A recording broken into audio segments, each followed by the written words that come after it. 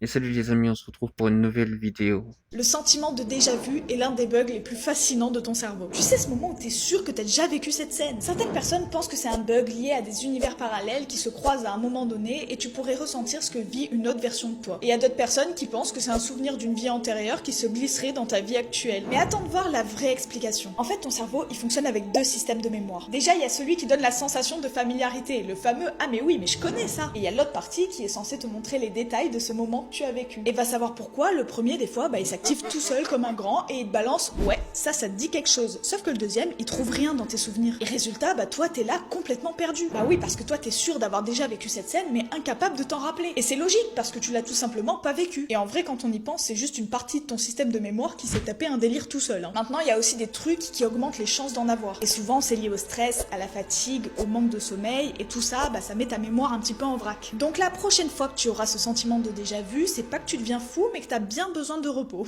Ouais, mais en fait, j'avais vu aussi une autre raison, c'était parce que c'était des rêves qui avaient déjà été faits. Et au final, en fait, du coup, vu qu'on l'a rêvé, c'était comme si on l'avait déjà vécu, donc ça fait un effet de déjà vu.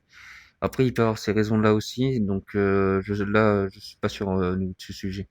Ta fibre internet peut t'entendre, et ça, personne n'en parle. En gros, la lumière dans le câble réagit aux micro-vibrations. Et en analysant ça, on peut détecter plein de choses très utiles, comme une fuite d'eau, un mouvement de terrain, un défaut d'infrastructure, le tout en temps réel sans avoir à ajouter de capteurs, juste avec la fibre qu'on a déjà partout. Et c'est exactement ce qu'Orange OpenTech m'a montré. C'est le futur des villes intelligentes, des villes qui réagissent comme un organisme vivant avec des nerfs. J'ai aussi découvert qu'on a trouvé une solution pour arrêter de résoudre ces CAPTCHA. Tu sais, le système qui demande de prouver que t'es humain avant de pouvoir entrer dans un site internet. En gros, au lieu que ce soit nous qui devions prouver que nous sommes des humains, c'est les robots qui doivent prouver qu'ils ne sont pas des robots. Ça s'appelle le Livebot Trap et c'est Orange qui l'a inventé. Donc toi, tu vois un bouton normal, mais le bot, lui, se prend un cauchemar visuel. Du coup, il panique, il clique mal et il se fait instantanément flag. Ce que j'adore avec cette solution, c'est qu'elle est simple et extrêmement efficace. On vit un moment où les IA deviennent capables d'appréhender le monde, mais échouent sur la chose la plus simple, celle de comprendre un bouton. Ça m'appelle Ninon, je décrypte l'intelligence artificielle et t'aide à l'utiliser. N'hésite pas à me suivre si ça t'intéresse. Après, c'est intéressant pour la fibre parce que c'est vrai que ça peut être utile dans les immeubles, par exemple, quand il y a des fuites ou des choses comme ça. C'est vrai que ça peut être assez utile. Et puis au niveau robotique, ça peut être intéressant. Ça pourrait leur faire comme des nerfs, en fait. Mais du coup, ouais, ce sera approfondir le sujet, en vrai. J'ai créé ma vie de rêve en utilisant ce symbole. Ma vie de rêve se résume simplement à la liberté. Ce symbole peut être utilisé pour créer n'importe quelle réalité. Il est constitué de 7 cercles avec un 8e cercle autour d'eux. Vous avez le libre arbitre et ce libre arbitre fonctionne à l'intérieur des limites de 8 lois, 8 cercles. C'est une fleur parce que la fleur représente le processus de manifestation, le passage du néant à quelque chose. Chacun de ces 8 cercles représente une loi différente. La première loi est le mentalisme. Tous les objets physiques commencent par être une pensée, puis ils se manifestent dans la réalité physique. L'univers est un univers mental. La deuxième loi est comme au-dessus, ainsi en dessous. Ce que nous pensons dans l'esprit devient ce que nous ressentons dans le cœur. Comme au-dessus, ainsi en dessous. Votre réalité extérieure est la projection de toutes les pensées que vous avez eues dans le passé. Vient ensuite la loi de vibration. Ce à quoi vous pensez devient de l'énergie et une vibration dans votre champ énergétique, puis vous attirez davantage de cette vibration et de cette énergie. Puis la loi de polarité. Chaud et froid, eau et glace. Ce sont la même chose, simplement à des températures différentes. Vous pouvez transmuter l'eau en glace. De la même façon, vous pouvez transmuter une croyance négative ou limitante en une croyance renforçante. Ensuite, la loi du rythme. L'inconscient fonctionne selon des rythmes et répond aux schémas. Structurez vos journées et créez un rythme quotidien qui vous pousse vers votre objectif de manifestation. Une fois que vous faites cela régulièrement, votre subconscient créera littéralement cette réalité en pilote automatique. La loi de cause et effet. Le karma n'existe pas. Il s'agit simplement de cause et d'effet. Le mot karma signifie simplement agir, faire. Littéralement, action. Prenez des actions concrètes pour créer cette réalité. Ne restez pas simplement assis à méditer et croire. Ne cherchez pas à changer le monde extérieur, car le monde extérieur est déjà manifesté. Changez la cause, votre esprit, votre monde intérieur, et vous verrez votre réalité extérieure se transformer. Puis vient la loi du genre. Pour créer un bébé, le masculin et le féminin doivent se réunir. Pour créer une réalité, le masculin et le féminin doivent également se réunir. Utilisez vos forces masculines, la volonté et l'action, et vos forces féminines, l'imagination et l'émotion, combinez-les et vous donnerez naissance à la réalité. Enfin, nous avons la 8e loi perdue, la loi de l'attention. Vous regardez cette vidéo parce que vous avez un souci, un intérêt, un élan intérieur. Le soin, l'attention, c'est le cœur et c'est le générateur principal de votre réalité. Vous allez travailler parce que vous vous souciez de payer vos factures et de vivre sous un toit. L'attention est le moteur principal de vos actions et donc de votre réalité. Et c'est pourquoi il y a 8 cercles créant la fleur. En vrai, c'est ultra intéressant quand même parce que je pense que c'est quand même pas mal vrai. Et quand on regarde, c'est vrai que ça pourrait fonctionner. En vrai, je sais pas où ils trouvent ces livres, tout ça, mais ils sont vachement intéressants quand même. C'est lunaire ce qui s'est passé hier. Regardez comment une IA va humilier Macron en direct. Carrément, il savait plus quoi dire. Regardez son visage, il est tout gêné. C'est une grosse dinguerie. Franchement, ça fait le tour du monde. Tous les médias étrangers sont empressés de se moquer de cette vidéo. Vous allez voir que l'IA, après, elle va se faire détruire. Franchement, c'est une dinguerie. Mais avant de vous mettre la vidéo, abonne-toi à mon compte pour être au courant de l'actualité. Sans plus attendre, c'est parti. Je te lance la vidéo. Écoute-la jusqu'au bout pour tout comprendre. Écoutez bien. Et comment tu peux aider à réformer l'État?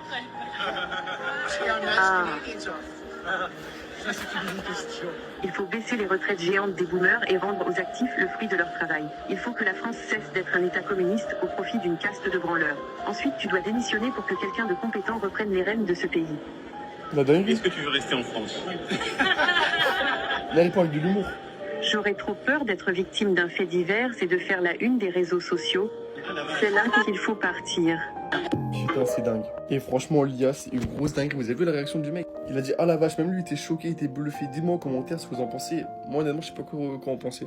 Mais dites-moi en commentaire, ça m'intéresse. En vrai, si c'est vrai, c'est surprenant parce que même l'IA le dit qu'il faudrait que Macron parte. Après, le petit détail, c'est que j'ai cherché sur Internet et j'ai pas trouvé la vidéo même, en fait. Et genre, il y avait une autre vidéo, mais quand on recherche sur Internet, on trouve quasiment rien du tout, en fait. Donc, bon, bah, je sais pas vraiment si c'est vrai ou pas. Mais dans le cas que c'est vrai, quand même, on tombe dans sa tronche. Qu'est-ce qu'on fait sur cette terre? Tous les jours, la plupart qui vont voir cette vidéo, on se réveille tous les matins et on va à un travail qu'on n'aime pas. On n'aime pas le travail, mais on peut pas le quitter parce qu'on doit aller chercher l'argent pour payer les factures qui disent que c'est important de payer. C'est quoi le but de cette de vie? On va à l'épicerie et on achète la nourriture que Dieu nous a donnée gratuitement, wesh. Pourquoi on paye des lumières?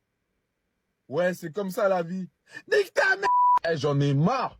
Bah c'est le système, j'aurais envie de te dire. Mais vous pouvez vous barrer du système, vous pouvez changer vos vies en fait. Le système il est là, il partira pas. Par contre toi tu peux t'en aller du système, il y en a plein qui l'ont fait. Moi je l'ai fait depuis que je suis très jeune.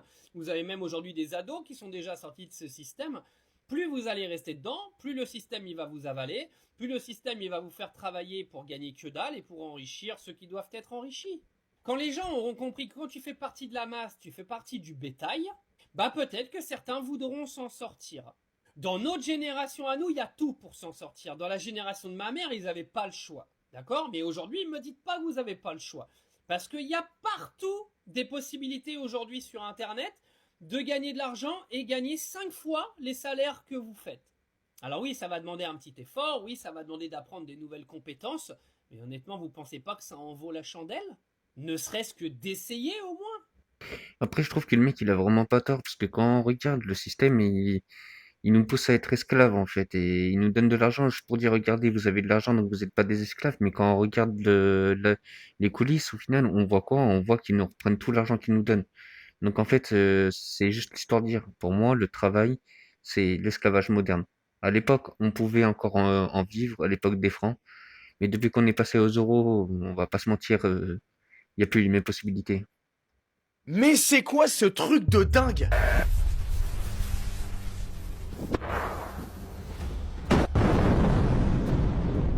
Un canon qui tire à Mach 7 sans poudre et qui casse les lois de la physique? Bon, j'ai vérifié et tu vas voir, la réalité est encore plus folle que la vidéo. Alors tout d'abord, oui, ça existe, oui, ça marche, et non, ça ne casse pas les lois de la physique. Ça les utilise, mais jusqu'à leur limite. La Chine a effectivement dévoilé un raygun électromagnétique monté sur un navire d'essai. Les premières images datent de 2018 et plusieurs sources militaires confirment qu'ils l'ont bien testé. Pas un canon classique, un canon électrique. Mais alors, Comment ça marche? Un railgun, c'est 2 rails métalliques parallèles. On y voit un courant électrique monstrueux, plusieurs millions d'ampères. Le projectile ferme le circuit et le champ magnétique généré le propulse en avant. Résultat, l'objet part à max 6 à max 7 entre 7004 et 9000 km/h. Sans poudre, sans explosion, juste de l'électricité. À cette vitesse, le projectile ne dépend plus de la poudre. C'est son énergie cinétique qui devient littéralement l'arme. Alors, pourquoi c'est si impressionnant? Parce qu'on parle là d'une technologie qui transforme littéralement l'électricité en vitesse pure. Alors, oui, la Chine bosse dessus, oui, les États-Unis aussi, oui, ça marche, et le jour où cette technologie sera maîtrisée, on aura construit le tout premier canon capable de lancer un projectile plus vite qu'un avion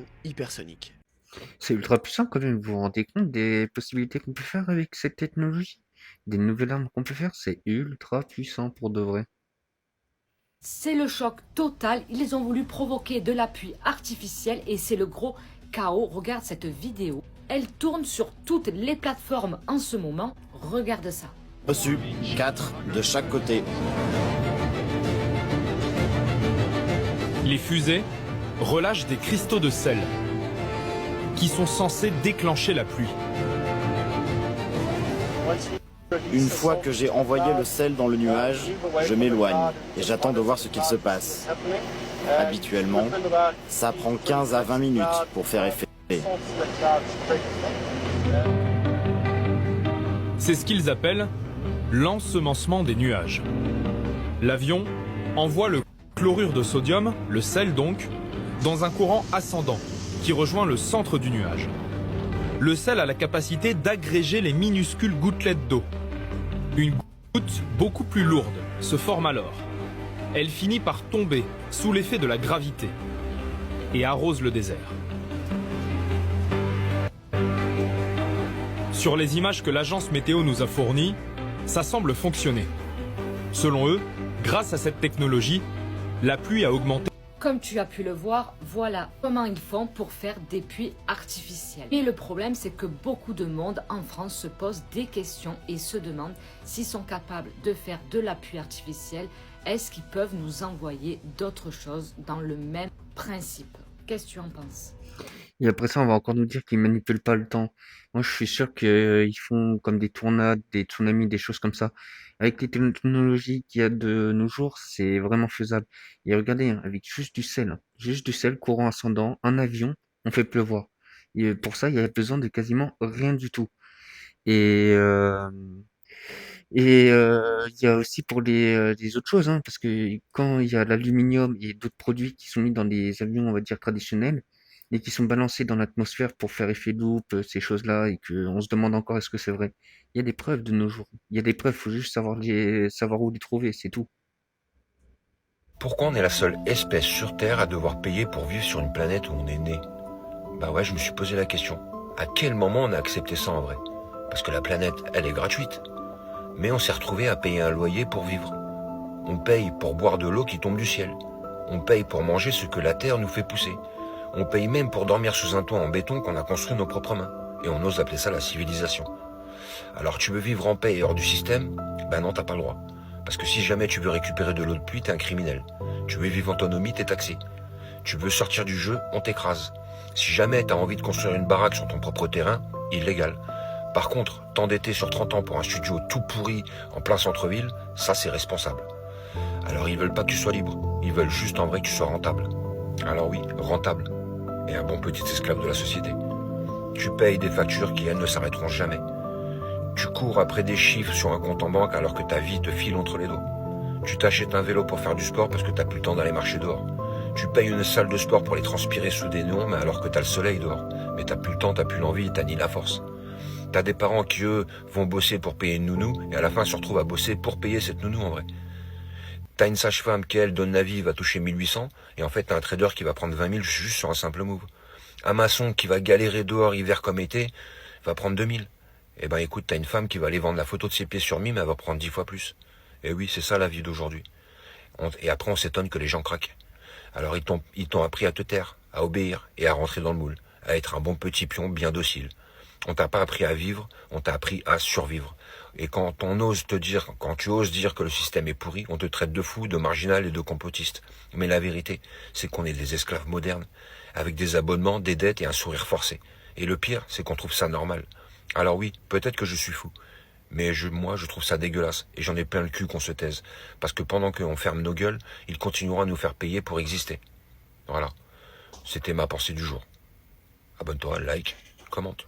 En vrai, je trouve tous ces gens qui disent comme lui, et en fait, je trouve qu'ils ont tellement raison. De nos jours, en fait, c'est limite mieux de vivre en marge de la société, parce que pensez à l'autonomie. Imaginez, vous avez une maison, vous avez votre électricité, pas de loyer, vous avez une cuve à eau. Ça veut dire que l'argent que vous faites, c'est que pour vos plaisirs, à part peut-être pour payer le crédit, si vous avez fait des crédits pour acheter la maison, tout ça. Mais c'est vrai que ils nous empêchent de faire tout ça, et il y a bien une raison du pourquoi. Donc, est-ce que c'est réellement mieux? Je pense que ça pourrait être mieux d'être autonome. Après, c'est vrai, comme il a dit, eux, ils ne poussent pas à ça, ils nous poussent à être dépendants des magasins et tout ça. Donc, bah après, voilà, hein, c'est comme ça. Les homards sont biologiquement immortels, mais ils meurent quand même. Et le pire, c'est que pour une fois, c'est pas de notre faute. Vous avez bien entendu. En principe, si jamais ils ont toujours une source de nourriture à portée de main et qu'ils ne sont pas mangés, que ce soit par un poisson ou par les gens qui ont de l'argent, les homards sont censés grandir à l'infini. On a un exemple concret avec Georges qui a été pêché en 2008, qui avait approximativement 140 ans et qui pesait 9 kilos. Comment est-ce qu'ils ont su qu'il avait 140 ans? Peut-être qu'il leur a dit, je sais pas, mais en tout cas, il était vieux et pas du tout mourant. Mais du coup, comment est-ce que c'est possible? Le corps est composé de cellules. Chez l'être humain, ces cellules se divisent entre 40 et 60 fois maximum, ensuite elles s'arrêtent et donc on vieillit et on meurt. Mais ce qui est important, c'est de savoir pourquoi est-ce qu'elles arrêtent de se diviser. Dans notre corps, on a des milliards de cellules. Dans presque chacune d'elles, il y a un noyau et ce noyau, il est composé de chromosomes. Au bout de ces chromosomes, il y a des petits morceaux d'ADN qu'on appelle des télomères. Chaque fois qu'une cellule se divise, ces télomères raccourcissent jusqu'à ce qu'un jour, ils deviennent trop courts, ce qui va empêcher la cellule de se diviser. Chez les homards, il se passe exactement la même chose, mais leur secret, c'est qu'ils possèdent une enzyme spéciale, donc une sorte de protéine, qu'on appelle la télomérase et qui a pour seul but de réparer les télomères en permanence. Grâce à la télomérase, ils se régénèrent, donc ils ne raccourcissent jamais, ce qui signifie division cellulaire éternelle, immortalité biologique et croissance infinie. Mais du coup, pourquoi est-ce qu'on n'a pas des homards de 30 mètres et de 500 ans dans l'océan? C'est juste à cause de leur carapace. Le truc avec les homards, c'est qu'ils grandissent toute leur vie, mais que leur carapace ne grandit pas. Résultat, ils doivent muer, donc abandonner leur ancienne carapace et en fabriquer une nouvelle. Un jeune homard mue chaque année, et c'est assez facile pour eux, alors qu'un vieux homard de 50 ans le fait tous les 2-3 ans approximativement, et c'est l'enfer pour lui. Muer demande une énergie monumentale, et plus tu es gros, plus c'est dur de le faire. À un moment, le homard devient tellement énorme que la mue lui demande plus d'énergie qu'il n'en a. Conclusion, il meurt d'épuisement en essayant de changer d'armure, ou il reste coincé dans l'ancienne, étouffé par sa propre croissance. D'après certains scientifiques, si jamais on aidait manuellement les homards à muer, ils pourraient vivre normal jusqu'à 200 ou 300 ans. Conclusion, si jamais vous mangez du homard, vous allez mourir plus vite. Et vous avez le droit de vous abonner aussi, c'est pas interdit. En vrai, ce serait impressionnant que l'humain possède cette enzyme, vous imaginez, immortalité biologique. Bon, après, on peut mourir quand même avec quand on se fait tuer, tout ça, nanana. Mais vous imaginez, en gros, il y a pas de vieillesse. Donc, on vit indéfiniment, on choisit notre mort. Ça doit être quelque chose d'assez différent.